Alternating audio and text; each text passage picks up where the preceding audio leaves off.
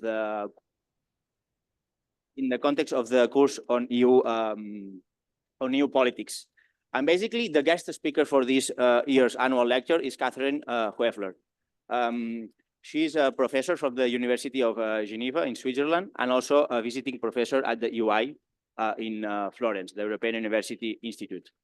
And basically, she does research, and she has published extensively on EU defense policy, but also on industrial policy, on political economy, on feminism and security, and on several other topics. But basically, today's lecture is about EU defense policy. So the title of the lecture is the EU and defense industrial policy, building up an European military power. So basically, Catherine will be talking, will be explaining some aspects of EU defense policy to us today. As I was saying, in the first part of the lecture, around 1 hour more or less, I don't know, Catherine will expose her main ideas, and then we will have some time for questions by the audience. So having said this, Catherine, the floor is yours, and yeah. Thank you very much. I will just, wait a sec. If I share my screen, the PowerPoint, let me know what you see on screen, whether, can you still see me or not? For the moment, no, we cannot see the PowerPoint. Well, maybe Danny, potser the permetre, maybe Danny. Yes. Catherine, are you sharing with the Zoom application the no, screen? that was just with the PowerPoint, but let me try to do that indeed with the yeah, with the Zoom app. Yes. Sorry for that. Don't worry. Okay.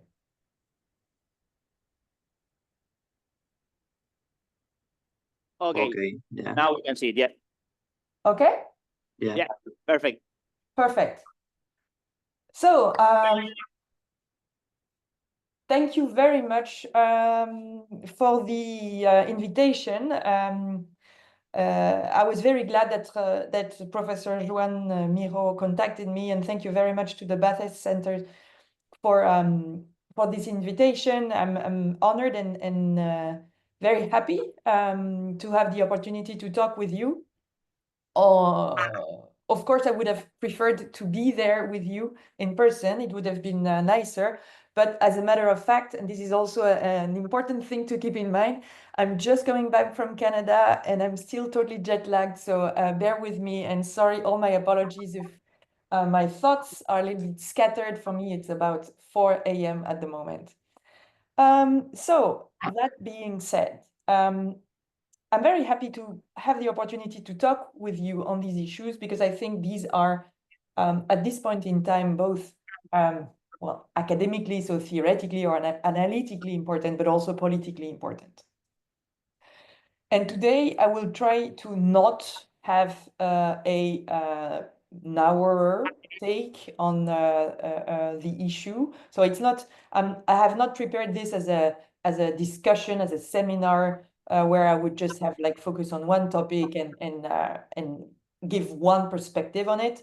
But I will try rather to illuminate the relevance and actually the importance of looking at such developments from different angles and what they tell us about the developments in EU. So I've put a few references, but not with the entire references, because otherwise it would have been too crowded. So if you're interested in having the more specific references of some works that I cite, please let me know and I will just give you a full bibliography. And also I put a few quotes, and these come from my personal interviews that I have made throughout the past, actually more than decades. So yes.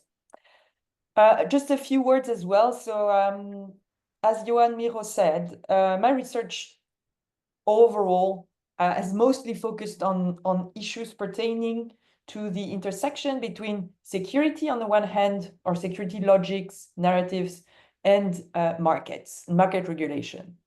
So I have worked so far mostly on armament. I would say that I don't really work on defense. I'm sorry, but this is it's a self-framing. It's an issue for me because I will not talk so much about operations or strategic cultures or what states want to do in terms of where they want to engage in the world, what they want to do, but rather like the economic side of security. So in EU defense. So in that sense, yes, I work on defense, but I look at defense as whether or not it is constructed successfully as an exception to neoliberal market regulation. This has always been my thing. And so always the intersection between markets and security. And maybe we'll have a few moments to delve into that as well. But recently I've worked more also on the other side of the coin. So basically in market regulation policies, if we see and how we see the influence of security logic. So for instance, on foreign direct investment, screening mechanism, how this has been constructed as a response to a security need. So basically. So, but anyway, and there are many links that we could see. In any case, so this is what I'm going to do today. And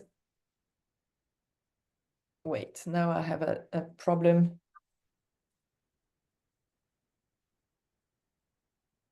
Okay, so the introduction. The EU and defense industrial policy, building up a European military power.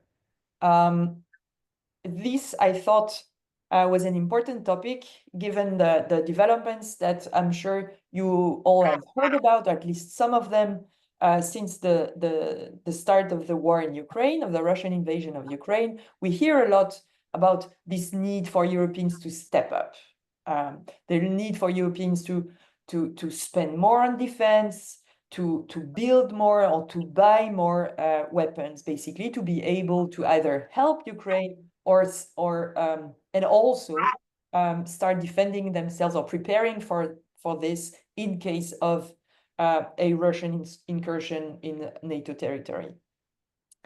And we never have talked so much about defense in the realm of the European Union. Or so it seems.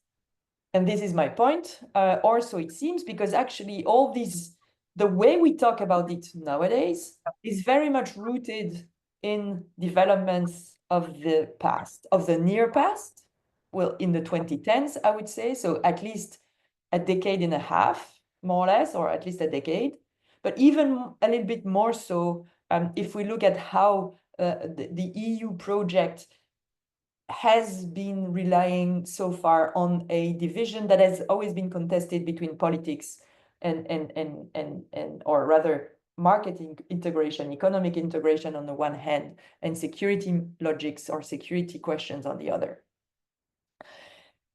And so to illustrate these dynamics of how the EU has been and whether it has been building up as a kind of military power, I will focus on a specific instrument that I think is, policy instrument, EU policy instrument that is instrumental in that shift towards the mutation that the EU is going through. Spoiler alert, I don't think that the EU is yet a military power, but I think that a lot has been going on and that we should keep track of that. So this particular policy instrument that I think is a good entry point to look at those wider dynamics is the European Defence Fund. So a first question is, what is it? The European Defence Fund is an instrument an EU instrument that has been created in 2021 officially, so entered into force, but the idea was launched already by President Juncker, so former European Commission president, in September 2016. So it's been a while. And basically, it's a fund. So it's actually EU budget, contrary to other CSDP instruments. So I'm sure you just have been told, I think, in a seminar prior to this session, that in the common security and defense policy, well, this policy controls the vast majority of policies, is intergovernmental. And in that sense, usually, and there's even an article in the treaty, those activities are not financed by the EU budget per se. Those activities, such as or instruments such as the European Peace Facility, this is all off budget. Intergovernmental, off budget, member states agree and they put money together and then they act together. The European Defence Fund is within the frontiers of the EU budget. So that's a start, and I'll go back to that later on because that's important. So it's a fund, it's a pot of money in the EU budget that is devoted for cooperative programs in military R&D and capabilities. Let's say that it's development, but it was meant, it is meant as an instrument to incentivize member states to develop and to acquire military capacities. So how does that do that? Here I put a graph of the, a table of the initial communication in November 2016 from the European Commission. It was not exactly clear what the European Defence Fund would become, but this was the initial idea of the Commission, and I think it's important. What you can see is that the European Defence Fund is basically divided into two parts, or what they called at the time windows, a research window and a capability window. So the research window is, well, I'm not sure how familiar you are with armament production. To be fair, I hope you're not too much aware of all of that. But okay, so basically, producing weapons takes a lot of time. It's a very, very long process from early stages, research and technology, then research and development, where firms basically, most of the time, majority on public funds, they do research on frontier technologies. They're not entirely sure what it's going to lead to. But that's a fundamental part of the process, because most of the time it's a technological gamble. So you don't know exactly, but you have to invest to try to keep a technological edge. So this is the first section, and then comes usually the development of weapons, and then so the production. Development and production was meant to be under the capability window. So basically what the European Commission was saying, well, you know what?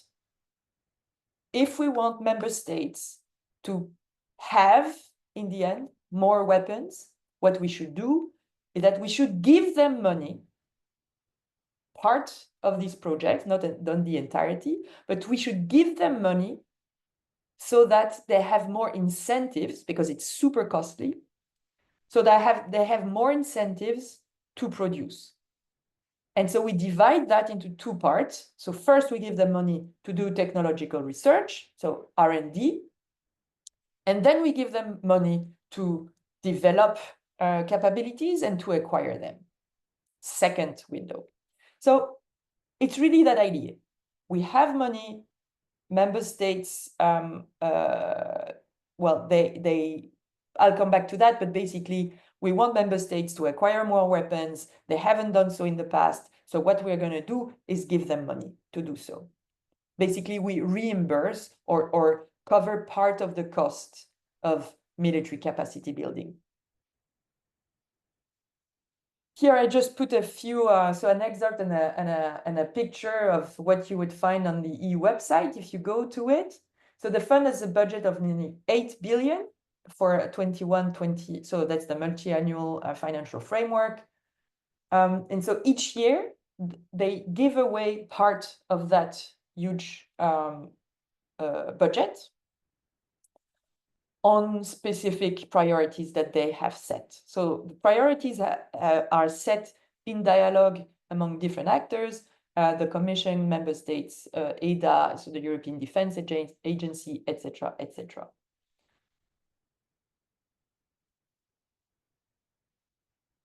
When I started being interested in the European Defence Fund, well, I thought that I was slightly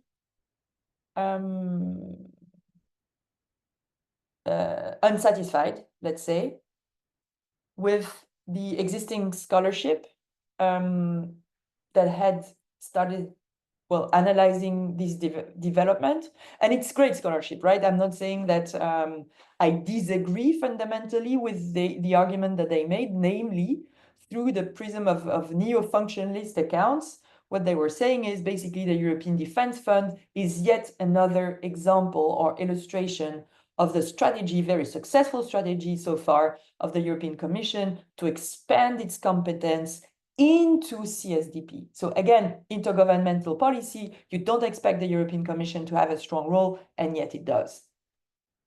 So surely that fit, and I agree, this is also what I saw empirically, but I was a little bit annoyed because I thought, yeah, but okay, this may be the tip of the iceberg.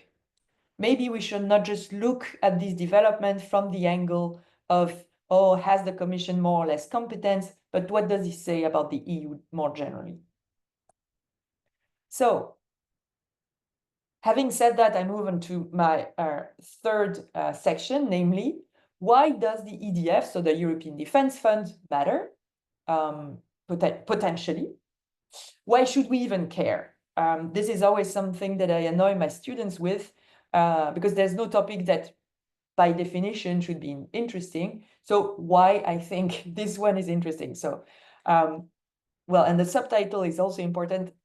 3 somewhat uncomfortable analytical puzzles and their political implications. So I don't know to what extent this is a usual thing to do, but if you don't mind, I'd be very happy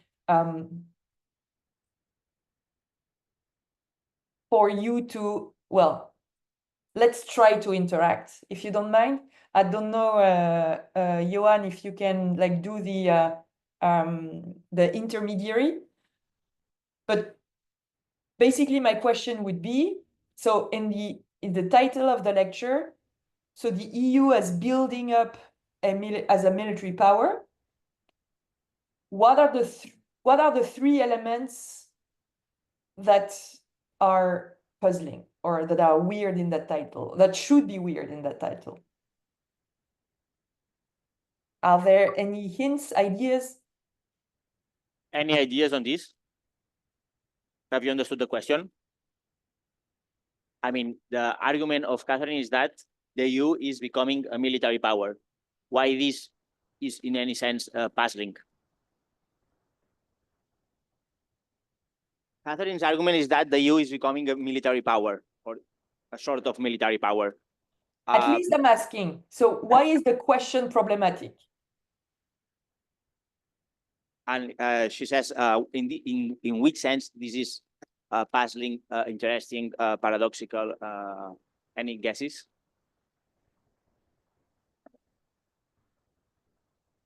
I mean,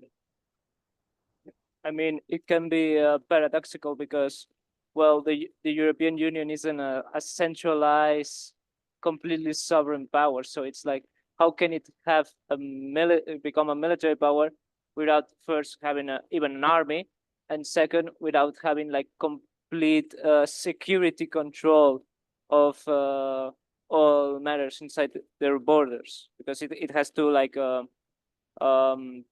share those with national entities.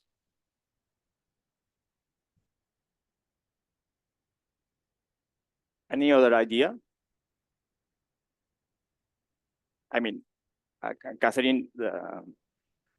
It's all right. I don't want to push, like if nobody wants to continue, but thank you very much for the person that dared answer. You're totally right. This is a puzzle. So in the title, there are 3 elements that are puzzling. first, the EU is military. Nobody thinks of the EU as having anything to do with the military. I mean, okay, we have common security and defense policy, but it's notoriously weak. The EU has not done so much. And even usually, as I will say a little bit more about in a minute, even CSDP is primarily civilian. So first thing that is weird. Second, okay, let me go back to the EU as military. Usually the EU has been thought of as a normative power. This is the mainstream framework through which the EU has been conceptualized and also justified. So there's an element of the normative underpinning to that narrative.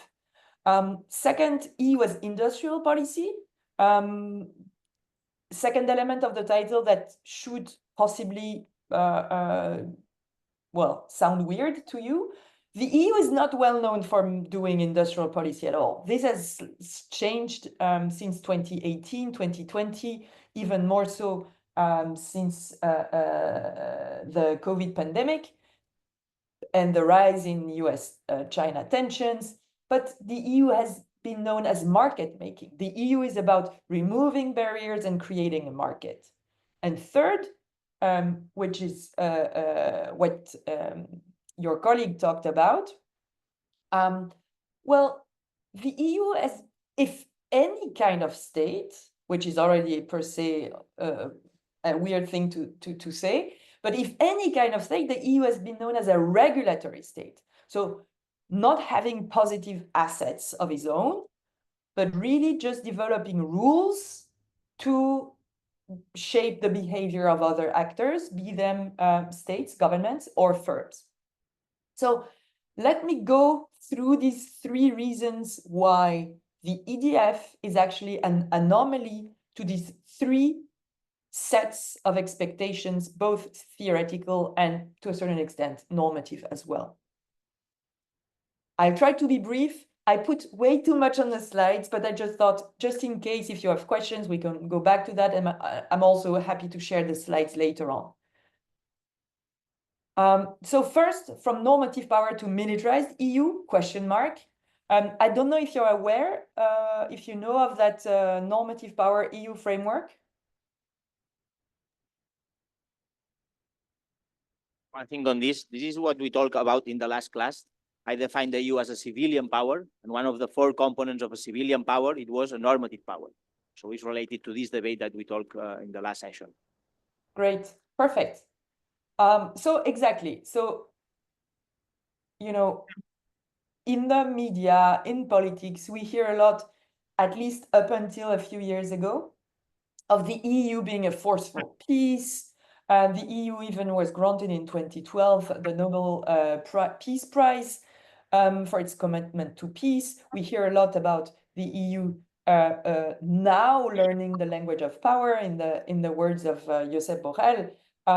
But like in the opposition, that the EU has never been a normal, traditional power in international politics. I think, if anything, it would be influential through a set of liberal values. So in that sense, here I put a reference to an article by Birchfield and co-authors about the EU integration process as reflective of Wilsonian liberal approach to peace building, so the importance to trade, democracy promotion, etc.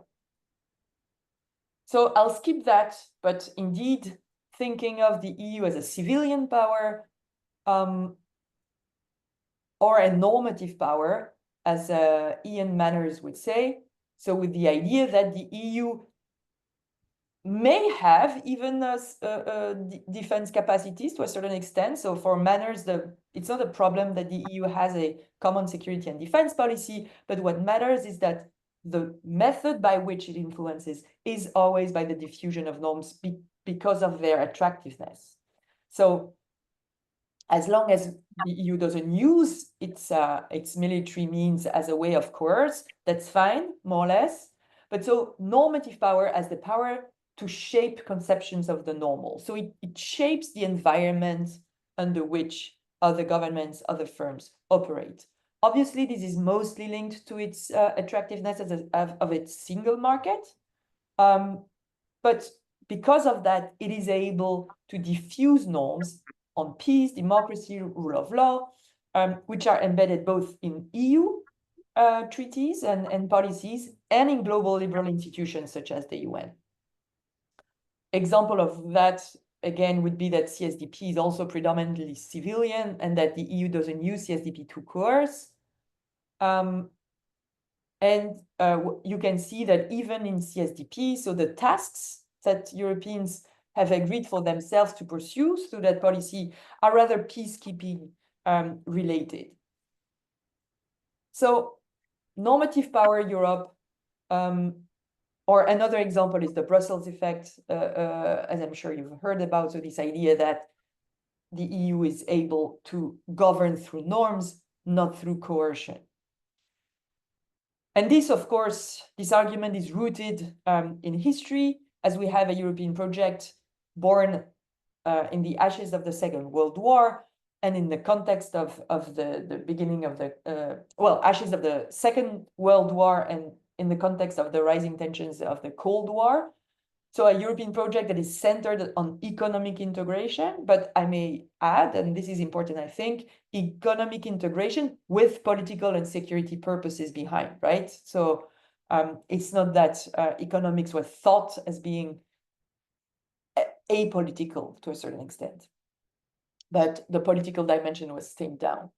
So what we see from the 50s up until the beginning of the 90s is that foreign security policies, so basically everything related to high politics, is left out of the scope of EU integration for a long time. We have different initiatives, we have attempts, but it's not the core of EU business. Foreign and especially so defense policy stays either at state level or through NATO. Here, so I'm skipping that, but that's just, again, some empirical elements if you are interested in that. But yeah, so normative power has become a way also for policymakers to justify EU development and EU actions, just as much as it is an analytical framework. So it's certainly a dominating narrative. It is more contested now, this normative power Europe framework, but it's still very influential. Yet, of course, it's not a truth, right? It's an approach to EU development. Many observers, NGOs and academics have pointed at the limits of this argument. For instance, Del Sarto has talked of the EU as an imperial power. Other scholars such as Hastrup and Dimier have pointed to the colonial ties of the EU and how that explains a lot of what the EU has been doing internationally. So we know that it's not true, not this normative power Europe, but it's an influential way of thinking about that. And here, obviously, the European Defence Fund is an anomaly, because here it's really not about, oh, we are going to use our assets to try to diffuse norms, liberal norms, but it's really about Europeans saying, okay, maybe the EU should now try to finance the production of weapons for Europeans. So this is a first anomaly. This is the first reason why I think the EDF constitutes an important shift to understand CSDP, but also the EU in broader terms. Second reason why it's an anomaly from market making to interventionist industrial policy.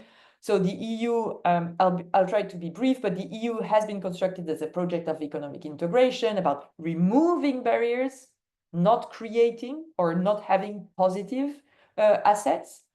It has been constructed on the basis of ordoliberal and neoliberal ideas, and it has been held by institutions that have enabled such a negative integration, so removing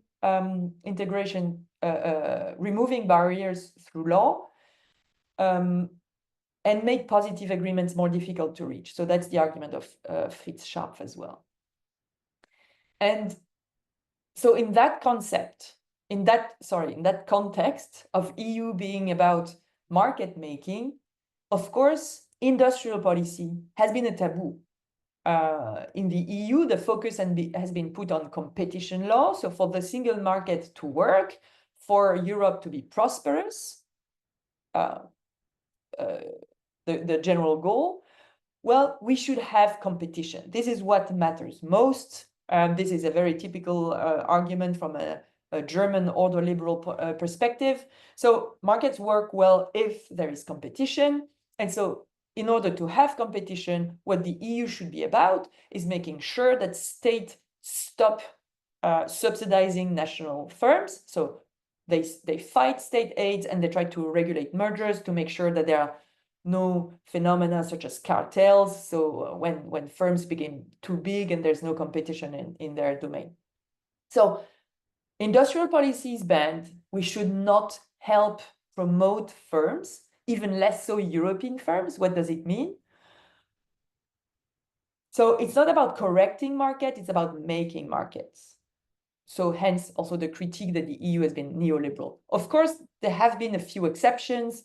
You can think of Airbus, Ariane in satellites, but all of these are intergovernmental and they are not illustrative of a broader EU strategy towards industrial policy. So here, the EDF 2 is an anomaly from that perspective because there's a focus on EU firms, however defined. There's a discourse on the need to support them. And this is important because the need to support them is not only about being more competitive internationally, it's really about saying, okay, you know what? Competitiveness is one thing, but what we need right now is keeping European firms, defense firms that are able to produce weapons that we can use in the case that we need them. So it's not only about growth, it's really about security. And there's the use of EU budget.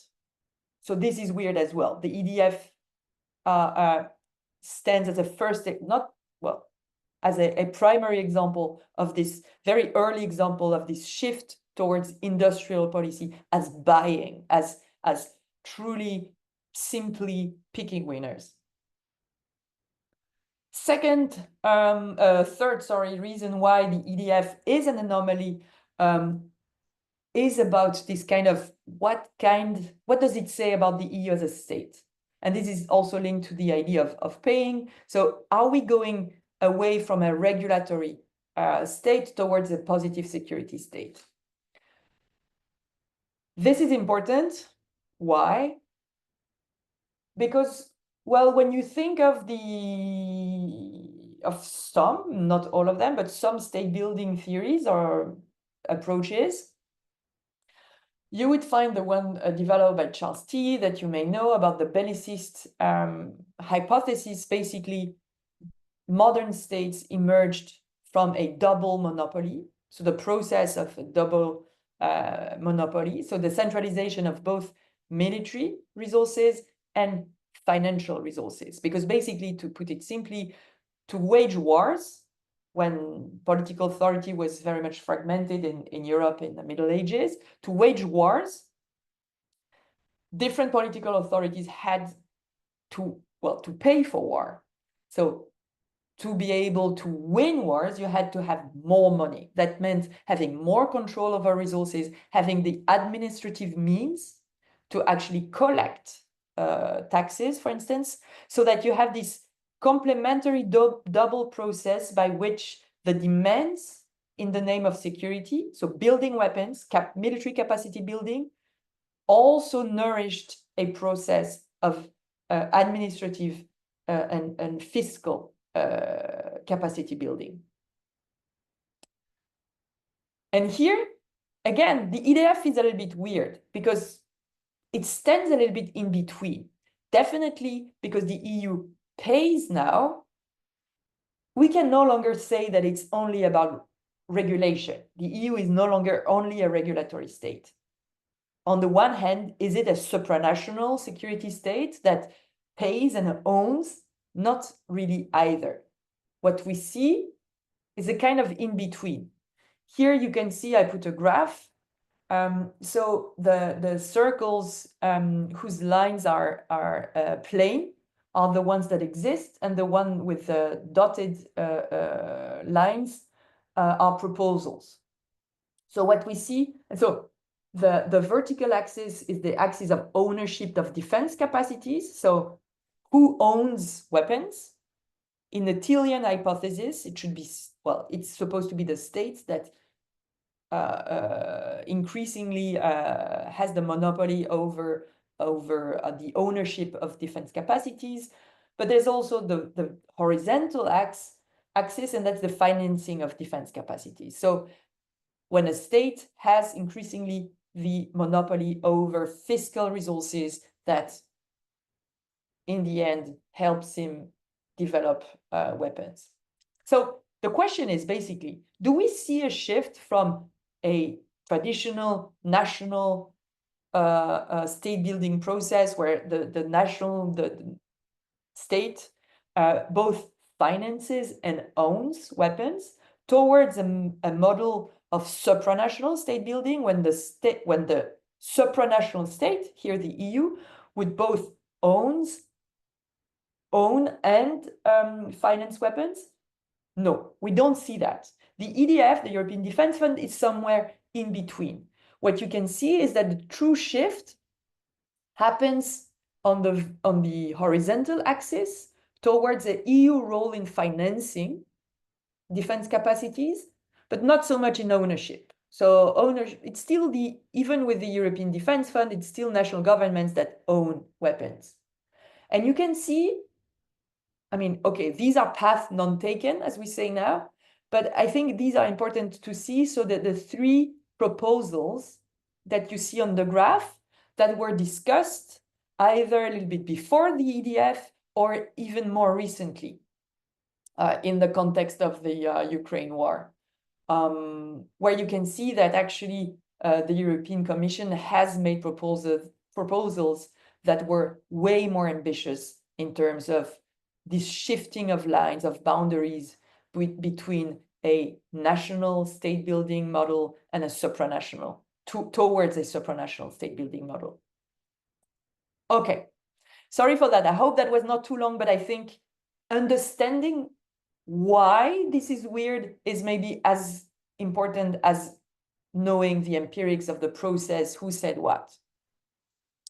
But okay, so how did we end up here, laying out the dynamics leading up to the EDF and more generally what it symbolizes? So again, to understand the creation of the EDF, but also the growing importance of what it symbolizes, so the growing role of the EU in military capacity building, we need to understand the intersection between different types of actor preferences. And I think this is overall my argument in a few papers that I publish, is that we cannot only look at defense preferences, so basically what governments want in terms of defense, to understand what is happening in terms of defense. My idea is rather that actually to be able to understand what's happening right now in defense, what the EU is doing and potentially will do in the coming years, we need to look at economic preferences of states much more. This is where the nitty-gritty of policy instruments is important, because obviously, basically, states can agree that the EU should be doing more, that Europeans should be able to be more military ready, blah, blah, blah. But if they don't agree on how to do that, it will not happen. And how to do that, this is really about the, so to say, hardcore industrial question behind. So hence the political economy take on defense in my work. So 3 lines of arguments and positions, or actor preferences, as we would say in, some political science approaches. First, this normative power Europe question. So that's the more strategic or defense military dimension. Whether states agree on the EU becoming more military. This is not an easy thing. may know and want to keep in mind that first, we have neutral states in the EU. So the nature and intensity of commitment towards a more militaristic model is very varied across member states. And on top of that, maybe more importantly, you have a great divide between historically a majority of states that are more Atlanticist leaning. So they think that the relationship with the US through NATO is the true and possibly only bedrock of European security, versus what we call Europeanists, that sometimes are said to want EU-only solutions, but I don't agree with that definition. I think that those also want NATO in the picture, because otherwise it would be entirely unrealistic. But yes, they promote more EU-centered solutions. So that's the first thing. The second is economic preferences. Where do they stand? And here, to put it in a nutshell, we can divide member states on a continuum between more or less so interventionist, liberal, and frugal states, so to say. So that would want a market-making role for the EU, not pouring money into EU firms, versus more statist model of political economy, interventionist, some say neo-mercantilist or dirigist. There are many analytical frameworks one could use, the epitome of which would be France here, where some state dirigism and state impulse into industrial policy is entirely fine. The third line of preferences that we should look at is the level of integration, which is linked, but which it intersects or overlaps with the other preferences, but it's not entirely the same.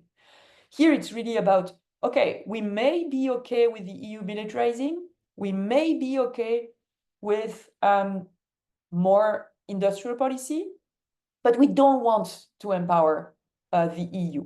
We'd rather do that more intergovernmentally or through even outside of the EU. We may want to help our firms, but we don't want to give more power to the European Commission.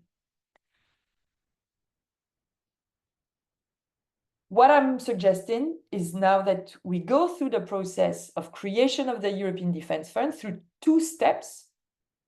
And in those 2 steps, we are going to see how these 3 lines or these 3 types of preferences intersect or clash and collapse.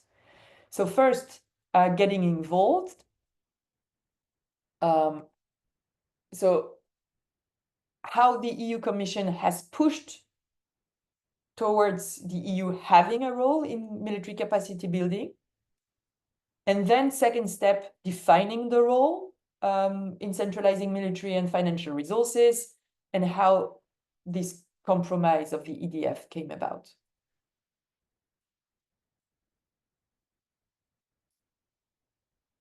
So, getting started. The EU Commission and the promotion of an EU role in military capacity building. Okay, so up until the late 2000s, the European Union, by which I mean here primarily the European Commission, didn't have much of a say in military capacity building or EU armament policy. There was no such a thing. There were attempts already in the 90s to get some influence in that domain. Sorry.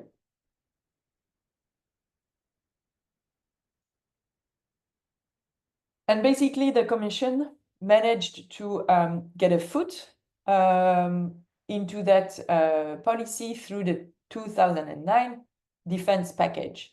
We say package because there were 2 directives in there, one on transfers and one on public procurement.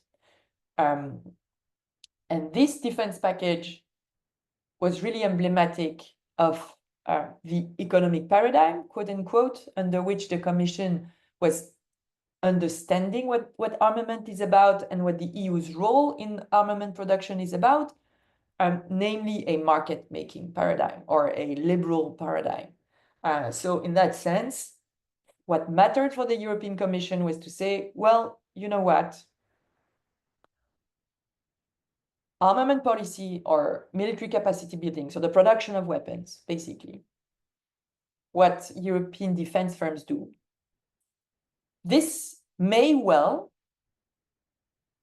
be linked to defense and hence to essential security interest.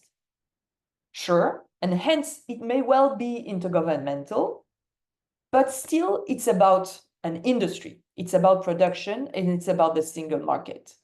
So basically, what we should do is try to adapt competition law, is try to adapt all the rules that we have for single market and for public procurement.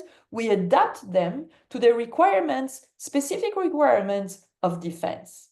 But the principle is still that defense falls under the rules, the EU rules of the single market. So that was a liberal market-oriented conception of what the EU was supposed to do. But since the early 2010, what we see, so way before the EDF, is a shift towards a more interventionist industrial policy geared towards capacity building. What in the name of what? Well, in the name of the shift in international security, the European Commission starts to say, well, there are more threats than before, and we cannot count so much on the US. So that was also before Trump, of course, the first, and I'm sorry to say, but hopefully only Trump presidency.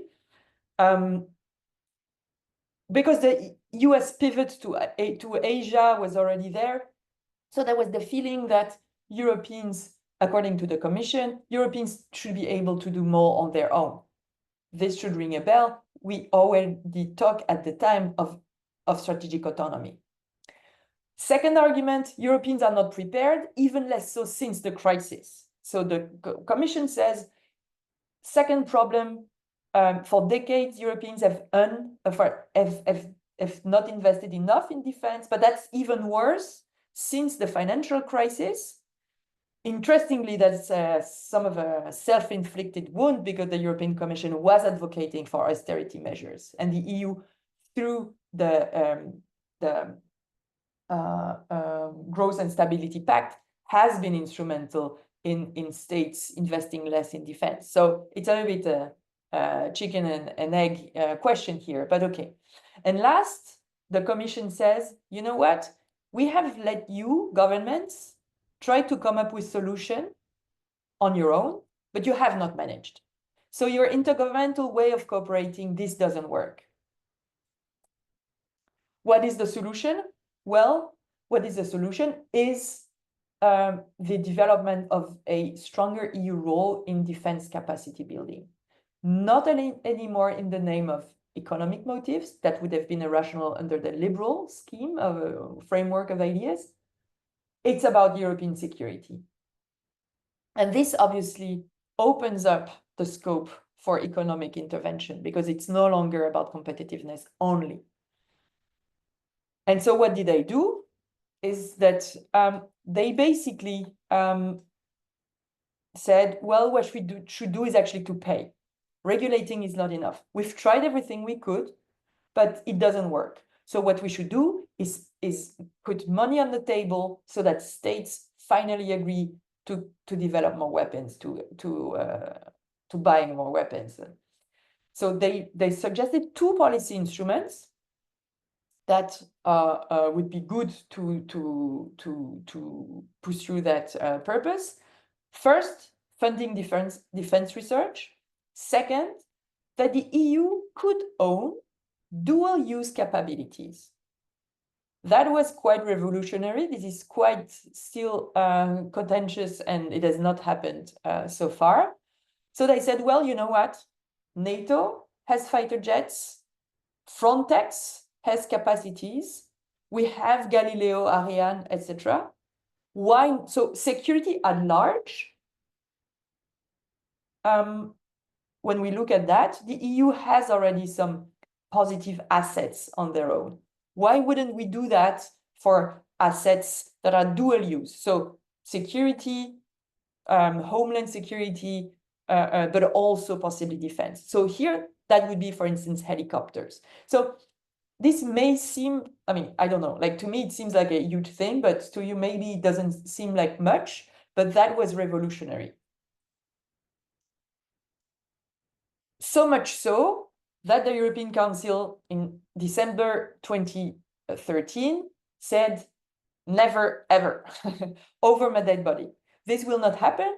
Of course, financing research and development, this is a good idea. The EU can help member states with this, but a clear no to EU ownership.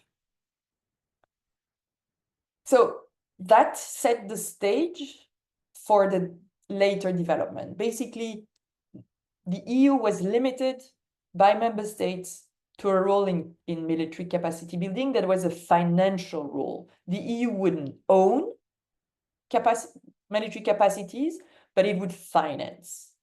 That was a blow to the European Commission ambitions. But now, at this point, what the Commission said is, then we're going to expand that financial role as much as possible. So defining the EU's role, financial role in military capacity building. So remember, that's 2013, then nothing happens.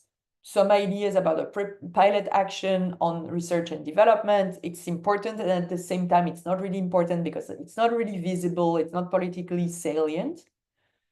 And then comes in the new commission, 2016, Juncker. He gives a renewed salience to defense. He talks about the necessity for the EU to do more on defense. He even said at some point, I didn't put on that slide, that all those efforts would at least need some integrated assets.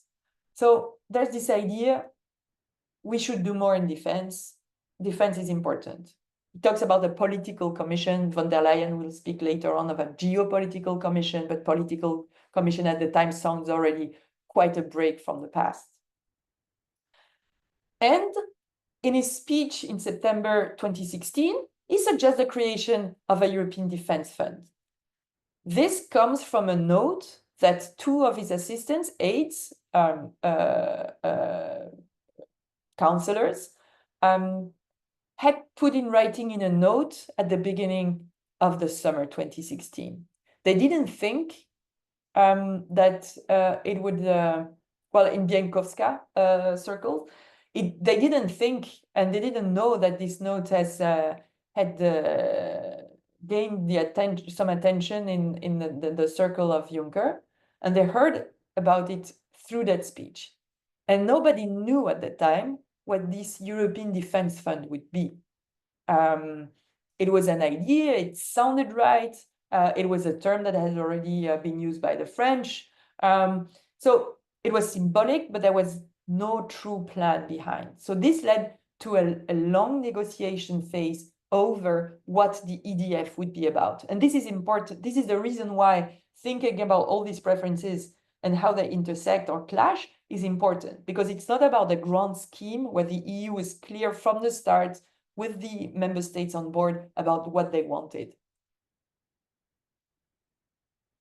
So what the European Commission at that time basically tried to do is they said, well, okay, if we only can finance, not own, let's finance as much as possible in terms of what is covered. And let's finance as much as possible in terms of how much money will be put on the table. So here, negotiating the EU's financial role. So that is a quote by an interviewee that had the privilege of talking with about this process. And this person told me, well, we didn't want to do that, trying to use the directive to discipline member states, the 29 discipline directive, sorry, because if we only use the stick, so the coercion of rules, we risk political failure. So we did what we often do at the Commission. When we don't have legal competence, we put money in. So here, the Commission basically said, well, the EDF, so we are going to finance that, right? But we should have, so this is what I showed you earlier on the slide, we should have research, but also capacity. So this later stage where it's important. And we should have lots of money. We should have a 13 billion fund. Of course, they knew that this was not going to pass, but okay. Member states saw that with a little bit more skepticism. First off, they questioned the relevance of the idea, but also the mere legality. The legality of the European Defence Fund, i.e. the legality of the EU paying for the development of weapons, that was not clear at all. And the legal services of the Commission and the Council were quite puzzled by that. So there were lots of internal thinking because you have Article 41.2 that says that the EU cannot enter such defense activities. So what the European Commission said is, well, but it's actually not military. It's not defense that we do. The basis for the European Defence Fund is not CSDP. It's not intergovernmental. Actually, what we do is we do industrial policy. And industrial policy, we can fund. So that was one solution. And there were also objections against more integration. So member states were thinking, well, that would give too much power to the Commission. And the Commission does not have the expertise. So it's not even efficient because the Commission was always saying, we should centralize because it would lead to less duplication, more mutualization. So it's more efficient to do it through the EU. The result of that process is that the Commission had to come up with a new framing whereby the European Defence Fund was presented not as a challenge, but as an enabler of intergovernmental cooperation. So it would help states do what they want, but it would not replace them.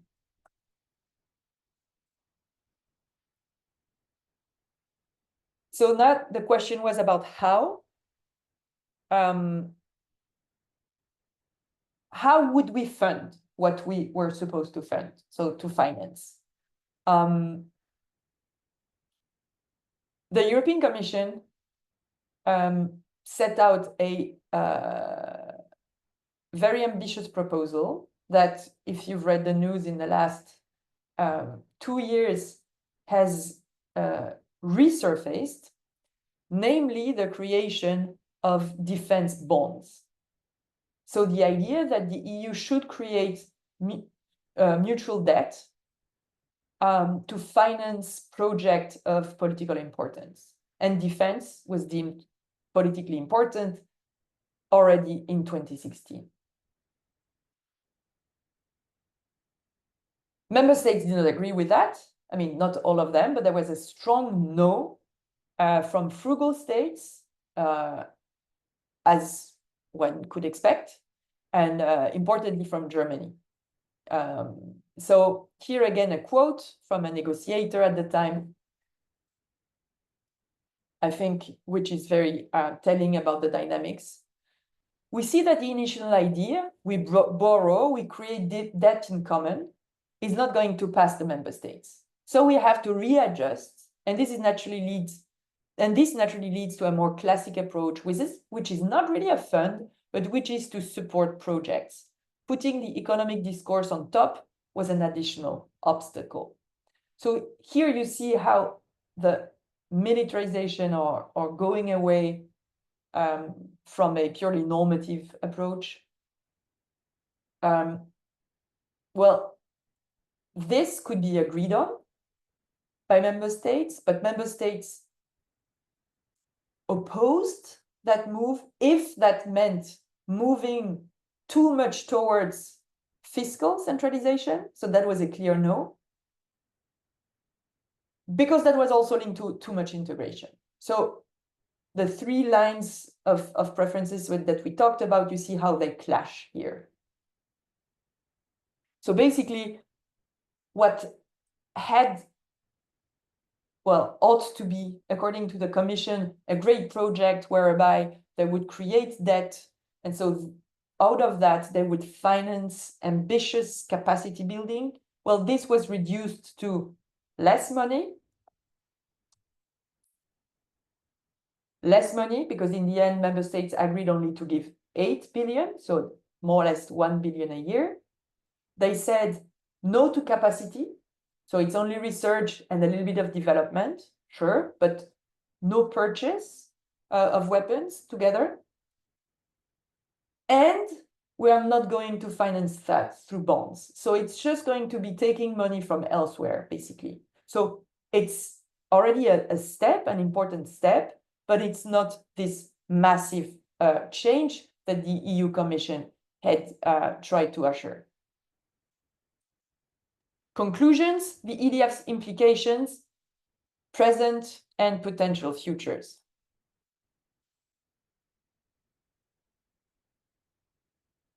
The EDF is indicative of strong dynamics at play nowadays in the EU's common security and policy, common security and defense policy, and more broader, I would argue, in EU integration. So first, the EDF is, I think, a milestone in the EU's geopolitical turn. You must have heard of this motto of strategic autonomy. Well, the EDF was justified in the name of strategic autonomy. And in that sense, it's a shift towards industrial policy very early on. This idea that the strategic nature of some firms or some capacities, infrastructures, is such that it justifies for the EU to deviate and to possibly move away from its historical ordoliberal take on market regulation. Industrial policy is no longer taboo. EU firms need to be supported. Second point, there's more defense spending. Yes, we reached a record high of 270 billion euros spent on defense in 2023. So defense spending is going nowhere, even though, I mean, there are now discussions about the return of austerity measures. So this is a struggle that is likely to be important in the coming years. But still, I don't think that anyone can think that defense will be off the European and national agenda anytime soon. Third, it sets the scene for later initiatives. EDIRPA, ASAP, UDIS, I mean, there are way too many acronyms, so sorry for that. But all of these, so EDIRPA is a EU instrument, and ASAP as well, two EU instruments that were created in the wake of the beginning of the war in Ukraine for Europeans to purchase weapons together, ammunitions, EDIRPA, and or for European firms to produce more, so to push for more, for ramping up production, as we say. So these are two policy instruments that were also scaled down to a certain extent, just like EDF, but the principles, the ideas that you see in them that are key, you can actually trace them back to the EDF.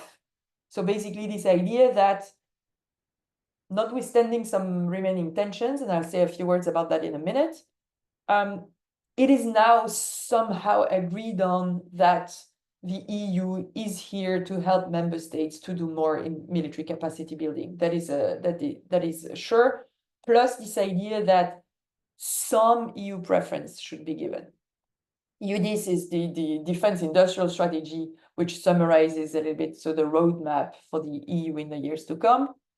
It's complementary to other initiatives. I mean, the war has shown the importance of the European Peace Facility. Well, the EDF is about helping out the internal militarization, that actually the EPF is the other side of the coin, I would say. And last, the strengthening of the Commission in Defense and Security. We've seen now with the creation of a position of a Commissioner for Defense that this is not likely to get away anytime soon either. But the EDF is also indicative of lasting divergences, so that one may be sad about or one may cheer about. This is a political question that is open.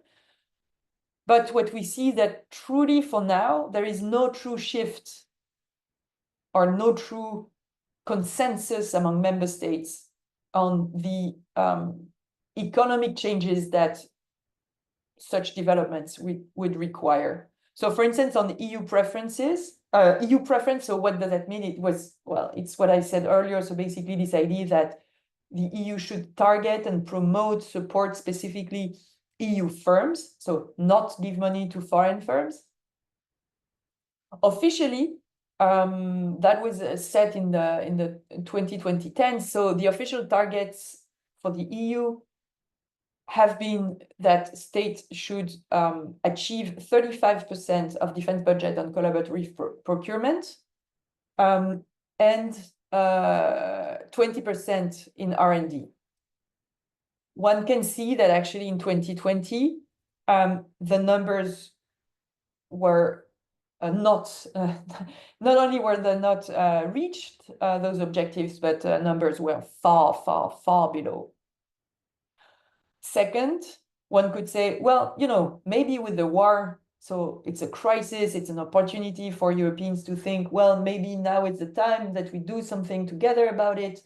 And we cannot, nobody can really afford, right, doing full-scale militarization, so building up defense capacities on their own. It's way too expensive. So let's do that together. Well, even in the period that we are in right now, this has not happened. So the European Defense Industrial Strategy promotes European-built military capacities, so to bring member states to procure at least 50% of their defense investment within the EU by 2030 and 60% by 2035. This is highly ambitious, considering that even since the war, when Europeans could have thought, well, having some weapons on our own that are actually working, blah, blah, blah, and not depending on foreign suppliers would be interesting. Well, since the war, 78% of EU purchases of military material, of weapons, comes from foreign suppliers. So even in the context right now where Europeanists, so pro-EU voices had said, like Commissioner Breton at the EU level, that Europeans should buy European weapons, should produce European weapons, this has not translated into reality.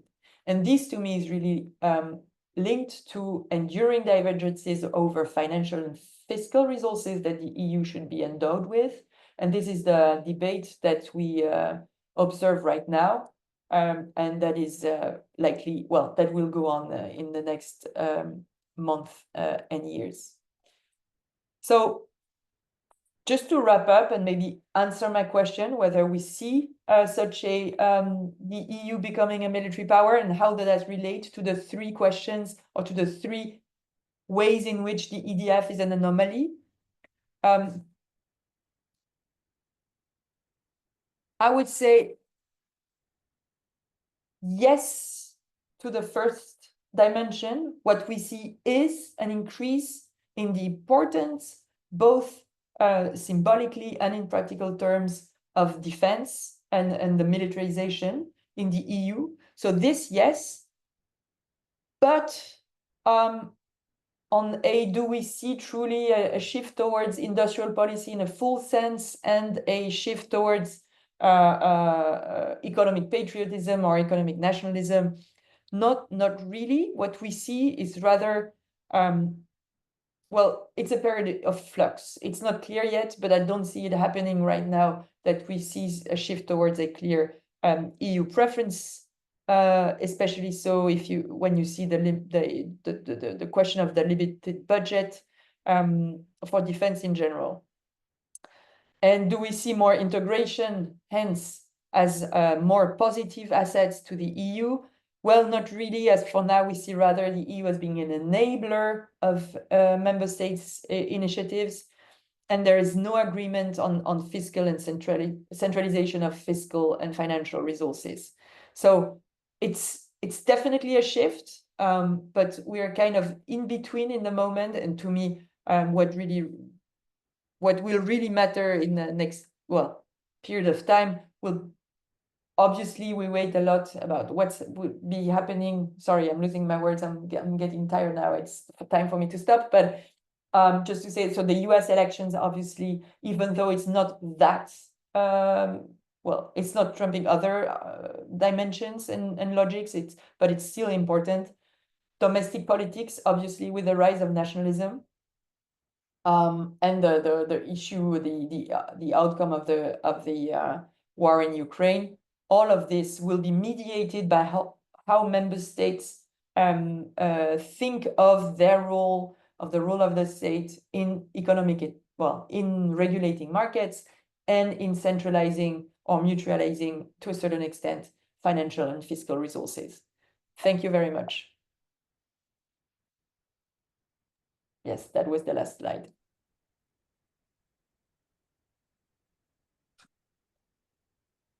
So, thank you, Catherine. Now we can open up the floor for questions from the audience. Does anyone has any question, comment, or reflection on on the topic of the lecture?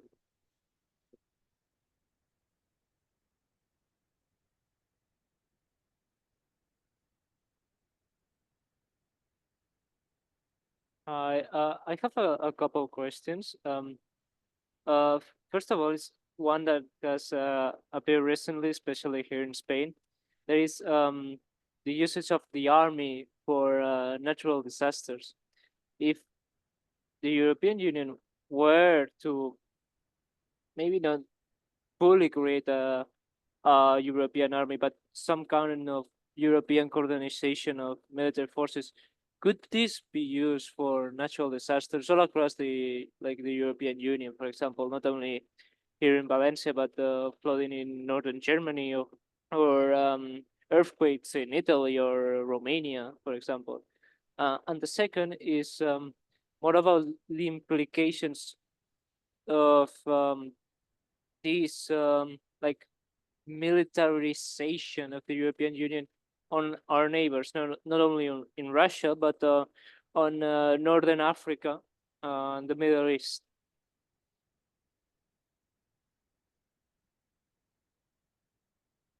I mean, we can take some other questions before letting Catherine answer. Does anyone has any other question? Well, Catherine, if you want to answer, and then we can do a second round. Thank you very much for these questions. Great questions.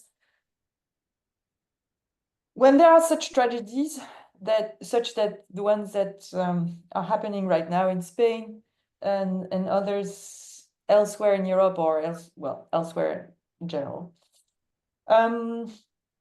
could there be a EU army that could be used? So let me maybe disentangle different aspects here. There is already a solidarity clause in the EU treaties. So there are mechanisms already in place that could be used. How exactly or why they are not used to their either full extent or why they are not sufficient to deal with natural disasters, this I cannot really say, to be honest. I don't know exactly, I don't know enough about that, but they exist. So such mechanisms exist. An army, so thank you. So I cannot really say about why we're not using more or better the existing instruments, but your question also raises the question of the army. And maybe what would that entail in broader terms? Interestingly enough, having an EU army, or at the time an army, it was not yet the EU, but that was debated, right? I mean, it's not like the project has never been discussed. You may have heard that in the 50s about the project of a European defense community that was based basically on the same model as the European coal and steel community. So a European defense community which would have had a high authority, which would have had actually a European army, defense minister, etc., etc. So more or less. So it has not been passed. It has been rejected by the French National Assembly, but notwithstanding, that's not so important. But the idea then, so has been put aside because it was politically too complicated. It was not, I mean, member states are not keen on letting go of that, obviously. I'm moving fast forward. It's interesting that the mention even of an army has resurfaced in the last years. From what I can see in terms of how it is talked about in political and policy bureaucratic circles or military circles, this has no reality at all. It's useful politically because it symbolizes a lot. It's one of those symbols of the solidarity, well, intergenerational, but also through regions of the same country, if you think that there is a one and only army for that whole country. So in that sense, thinking of an EU army symbolizes a commitment, but in practical terms, it's not debated. I mean, as much as member states agree that they want to do more, and even like the integrate battalions, for instance, between countries. So there are projects or there are things that are going on that are close to creating what we could think of as a either EU or a transnational, transgovernmental form of army. So beyond at least the quite stereotypical national army. So we see that, but not an EU army per se, in the sense of yeah, in the sense of I guess what you have in mind, and also, I mean, how Macron and Merkel at some point had mentioned that maybe a EU army would not be a bad idea. So it's an interesting slogan politically. It raises a lot of questions, but it's not actually a project that has been seriously debated. And on the second question, how this militarization is perceived. Well, here it's complicated because so you have perspectives that would say, obviously, you know, well, regarding Ukraine, one main or not dominating, but at some point important and loud narrative was to say it's basically almost the fault of the West, because by doing what we did, so doing democracy promotion, thinking of well, developing partnerships with Ukraine, by doing what we did, the West, so we quote unquote, we actually teased and provoked Russia, because Russia saw that. So I don't want now to enter a debate about the veracity or the heuristic nature of that argument or quality of that argument. But two things. First, the perception will vary. Okay, there's not one perception. For instance, in general terms, what the EU is doing right now is not a lot. I mean, one cannot say that the EU instruments right now amount to a comparable dynamic of militarization to what we see in other countries, right? So, because it's still very much fragmented, the EU has not managed to achieve this level of centralization that would make it a uniform actor able, let alone willing, but even able to use all these resources that it has developed. So it's not, by all accounts, something that is seen as most of the time as being truly threatening. That being said, two nuances to that. First, in economic terms, what we see is that the US has done a huge lobbying campaign at the time against the EDF. So you may say, well, you know, if the EDF is so well, marginal, if it means that little, why? Well, so here you can still see that there's a tension. It's the EDF, it's always the question of the glass half full or half empty. You can say, oh, it's half empty because it's not a lot of money that the EU has put on the table and the EU will not own. So it's not a lot. Yes, but by other standards, for the perspective of Americans and American government defending American firms, well, it's a foot in the door. It's basically the idea that now Europeans have started to put in place some instruments that, to a certain extent, discriminate against foreign firms. And that could be important in the longer term if the idea settles and gets institutionalized, that this could backfire against the easy access that the US has enjoyed so far in European defense markets. So basically, to put it simply, historically, European governments buy a lot of US weapons. This could change. So this is one thing. The second nuance I want to make is that I think that scholars working on, for instance, African countries would be laughing somewhat at the novelty of this development, because they would say already that the EU has been strong in connecting development and security motives, for instance, so fight against terrorism, fight against migration. So in that to that extent, I think that for non-European eyes, and if you look at what that means, not for the EU as a polity or a political community, but if you look at what's happening right now, what I just talked about, but from the perspective of what it means for African countries, for a bunch of them at least, here you would have another story, and one of the story of a continuity of the increase in the importance of security logics in EU CFSP and CSDP. Thanks, Catherine. Any other question or comment? I mean, I have one question for you. It's related to one point that you were talking about now. I mean, it's almost a compulsory question today, given that in the US they are holding elections today, and there are two candidates with quite different two foreign policy orientations.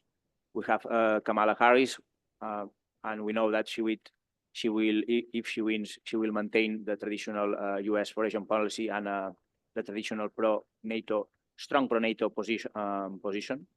While instead, if Trump wins, there is, well, he has openly said that he is in favor of, to a certain extent, weakening NATO, and to a certain extent withdrawing from Europe. So, what is your take on this? In case Trump wins, how do you think this will impact on EU defense policy? I can think about two different potential consequences. One being that given that the US or NATO is the US / NATO weakens its position in Europe, this will push EU member states towards deeper European integration. But we can also think that a weaker NATO could lead to let's say stronger divergences within Europe. This idea that swift cooperation within the EU in terms of foreign and defense policy is helped by the leadership of the US. So what is your take on this about the potential consequences of Trump's victory in the US? Thank you for this not easy question. Well, I think there are several aspects to keep in mind, and this is a nice way of saying that I will not give a straight up answer as to what is my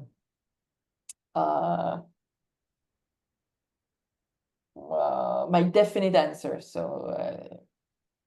first, lots have been said on, you know, the differences, and it's important for so many reasons. It's important to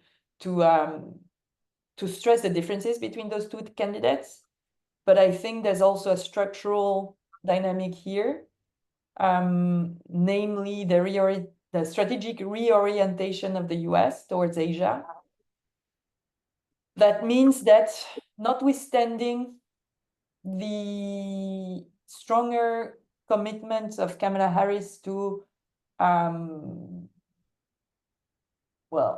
to the UN system, to NATO, to multilateral rules in general, there is a structural shift at play that will decrease the importance of the difference between the two when it comes to that question of European security, right? I'm not saying that the two are alike, so this is not what I'm saying. But just like in terms of European security,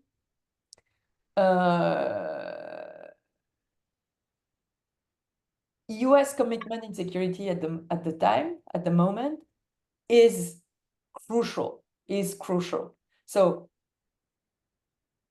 here, yes, whether or not and how the US will remain involved, this is important, and obviously with Kamala Harris, this is better chances of happening.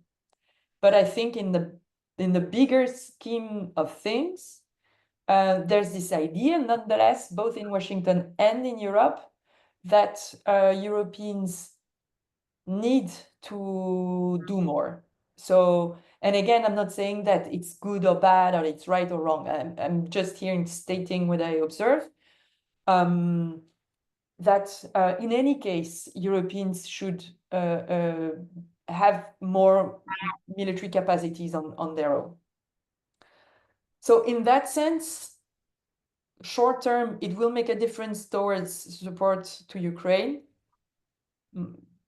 Well, mid-range or longer term, I think this is something that will not make or at least the feeling is that this feeling that Europeans should do more will play out anyway, even if it's Kamala Harris that will be elected. Second thing is that, how to say, well, first, organizations are not purely just, you know, channels that mediate states' preferences. NATO has positioned itself and has also tried to resist that pulling out of the US. So in that sense, this is also something that we should look at, and especially how NATO positions itself towards the EU. What we see is that at least since 2016, this is when we had the first joint declaration between NATO and the EU, that both organizations, so not at the political level so much, it's not member states, it's Stoltenberg at the time It's Tusk as the president of the European Council, if I'm not mistaken, and it's Juncker, yes, that co-signed this declaration. So these are organizations that basically say there's a deadlock in the cooperation between NATO and the EU, but we need to basically bypass it to a certain extent, and we need to be able to cooperate better, to avoid duplications, to be more efficient, to gain from each organization's strength. So in that sense, this is also something that we should look out for. And my last point is that I think that the war in Ukraine has really shown to Europeans, even the more Europeanist ones, that well, US support is super important. Paradoxically enough, we speak less of strategic autonomy right now. And in that sense, I think that right now what is emerging is really a discourse of complementarity and not at all rivalry between organizations. President Macron, who's well known to have been vocal about NATO being brain dead and all of that a couple of years ago, now is praising NATO as the organization through which Europeans should do collective defense, territorial defense, but that the EU can do some more complementary activities, all of that. So I think US elections will have a crucial short-term impact, but in more broader term, what we should look out for is how this division of labor / complementarity / rivalry will play out, knowing that the side is less on at the moment on EU-only options. I don't know if I answered, but Yes, absolutely. So if no one has any other comment, we will leave it here. So thank you very much, Catherine. thank you for having me. It has been a pleasure.